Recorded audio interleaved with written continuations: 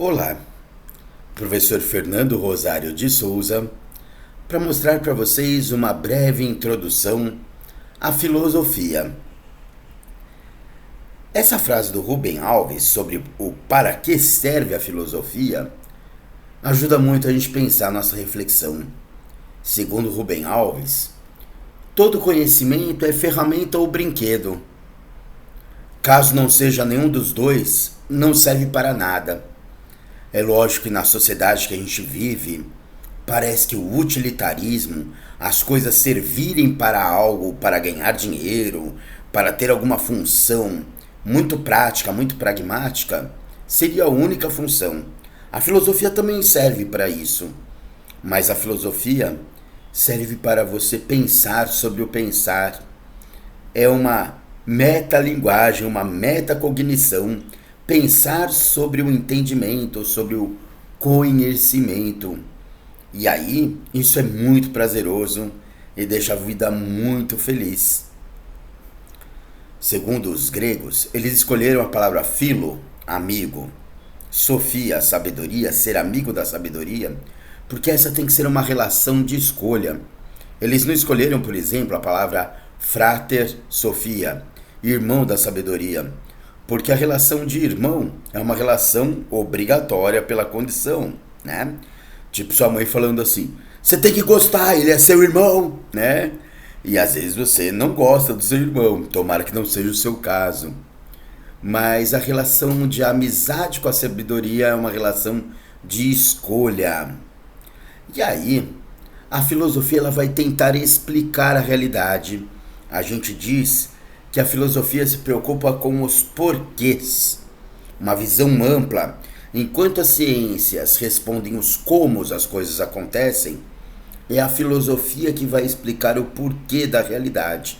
Se você perguntar para um médico, por exemplo, por que você nasceu?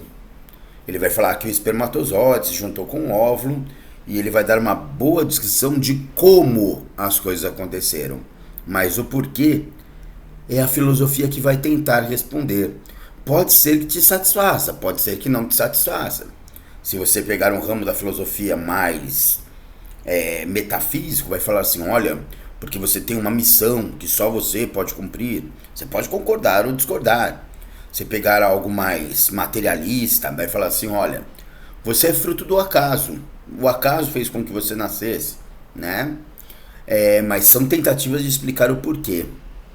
Inicialmente, a humanidade começou a explicar a realidade com os mitos, né? Os mitos de origem. Às vezes até para uma criança a gente fala, olha, a cegonha que te trouxe, o papai plantou a sementinha no vasinho da mamãe, né? Num segundo momento, a humanidade passa para o monismo, ou seja, encontrar uma única substância, a arqué que forma tudo que existe. Os pré-socráticos, você tem para o Tales, que a água seria a substância que forma tudo que existe. Como que você vai lembrar que o Tales fala da água? Imagina os goles da água, Tales, Tales, Tales, Tales, Tales. Você vai lembrar que o Pitágoras vai falar que os números são a arqué que formam tudo que existe. Como que você vai lembrar do Pitágoras? O número pi, número Pitágoras. Muito bem. Você tem, por exemplo, o Demócrito falando que o que forma tudo que existe é o átomo, o indivisível, né? Demora para você aprender química, né? Átomos, a tabela periódica, não sei. Você vai bolando jeitos de se lembrar. Os sofistas, eles vivem ali na mesma época dos monistas, no século VI a.C., e eles vão ser criticados por Sócrates. Os sofistas são aqueles que falam assim, olha, o importante é como você argumenta, não tanto o conteúdo do que você argumenta, o importante é a retórica. Numa sociedade, ali a sociedade grega, onde ser eleito para os cargos da democracia representativa, né? Da democracia direta, onde você tem uns cargos porque você foi eleito, porque você convenceu as pessoas, o discurso era muito importante.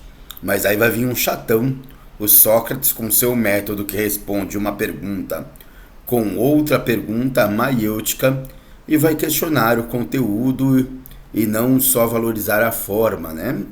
Então, como que você vai lembrar que o método do Sócrates é a maiêutica? Falou, olha, eu não vou te dar as respostas, você, mas eu vamos chegar à resposta. Maiêutica. Bom, esses são os três grandes iniciais gregos da filosofia, depois dos pré-socráticos. O Sócrates, defensor da maiêutica, que falava, só sei que nada sei. Isso me coloca numa condição de descobertas. O aluno dele, o Platão, né, que vai valorizar as ideias, o mundo da essência, né? A gente até fala do amor platônico. Lógico que sobre cada um desses filósofos haverá capítulos específicos. E o aluno do Platão, o Aristóteles, que vai valorizar a aplicação da essência nas formas, tá? No lugar que cada coisa tem no universo. Muito bem. Quais são as grandes lições do Sócrates? Admitir a ignorância, só saber que nada se sabe. A maiêutica, responder a uma pergunta com outra pergunta. A crítica, principalmente aos sofistas, ele se representava por duas metáforas. A mosca que atrapalhava, que zumbizava, né? E a arraia que dava choques nas pessoas, escondida ali no fundo da água lamacenta. Ele também utilizava muito a ironia, né? Ou seja, uma vez perguntaram para ele se o pássaro que estava na mão estava vivo ou morto. E a pessoa que ia fazer a pergunta falou, eu vou pegar o Sócrates, porque se ele falar que está vivo, eu aperto o pássaro, mato e deixo ele cair morto. E se ele falar que está morto, eu solto o pássaro sai voando. O Sócrates se ligou e falou, olha, a resposta para esta pergunta que você me fez, se o pássaro está vivo ou está morto, está nas suas mãos. E a pessoa ficou sem ação. Muito bem. Raul Seixas provavelmente era muito fã de Sócrates, né? Ele tem no mínimo aí duas músicas que retratam as ideias de Sócrates, né? Uma é sobre a mosca na sopa, parecido com Sócrates, não é? Eu sou a mosca que pousou na sua sopa. Eu sou a mosca no seu quarto a zumbizar. Eu sou a mosca que pousou na sua sopa. Eu sou a mosca no seu quarto a zumbizar. Bom, e ficou muito ruim esse ritmo da palma com... Eu sou muito atrapalhado no ritmo aí. E a outra música, já que Sócrates não escrevia as suas ideias, as ideias do Sócrates foram escritas por Platão. Se você quiser fazer uma pegadinha com alguém que fala que gosta muito de filosofia, assim, você gosta dos livros do Sócrates?